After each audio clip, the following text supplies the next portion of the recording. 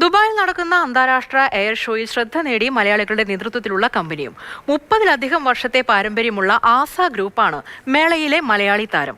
വിമാനങ്ങളുടെ അറ്റകുറ്റപ്പണിക്കുള്ള അടിസ്ഥാന സൗകര്യങ്ങൾ ഒരുക്കുന്ന വമ്പൻ പദ്ധതിയാണ് ആസ ഗ്രൂപ്പ് അൽ മക്തൂം അന്താരാഷ്ട്ര വിമാനത്താവളത്തിൽ പൂർത്തിയാക്കുന്നത്.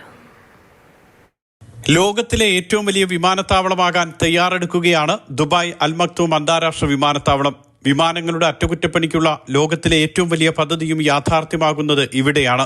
മലയാളിയായ CP സാലിഹിന്റെ നേതൃത്വത്തിലുള്ള ആസ ഗ്രൂപ്പാണ് ഇതിനാവശ്യമായ സൈറ്റ് ഓഫീസ് അടക്കമുള്ള അടിസ്ഥാന സൗകര്യങ്ങൾ ഒരുക്കുന്നത്.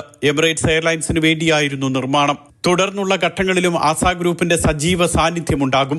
ഫസ്റ്റ് ടൈമാണ് നമ്മൾ ആസ പ്രസന്റ് ചെയ്യുന്നത്. നമ്മളിവിടെ ഈ വലിയൊരു പ്രോജക്റ്റാണ് ആക്ച്വലി ഇവിടെ വരാൻ പോകുന്നത്. ഓൾമോസ്റ്റ് 35 ബില്യൻ്റെ one of the biggest project in the world airport പ്രോജക്റ്റാണ് വരുന്നത്.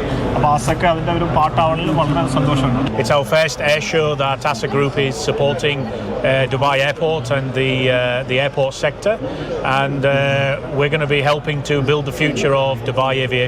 നിർമ്മാണം, മാൻപവർ, ഫിനാൻസ് മാനേജ്മെന്റ് തുടങ്ങി വിവിധ മേഖലകളിൽ സജീവ സാന്നിധ്യമായ ആസ ഗ്രൂപ്പിന്റെ പുതിയ ചുവടുവയ്പ്പാണ് വ്യോമയാന രംഗം.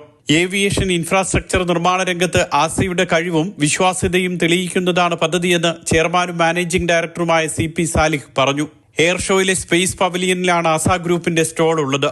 ഉയർന്ന ഉദ്യോഗസ്ഥരായ രംജോത് സിംഗ്, അറഫാത്ത്, ഇബ്രാഹിംകുട്ടി, രഹന ഹാഷിം, വിഷ്ണു വിജയൻ തുടങ്ങിയവരും പങ്കെടുത്തു. Mathrubhumi news, Dubai.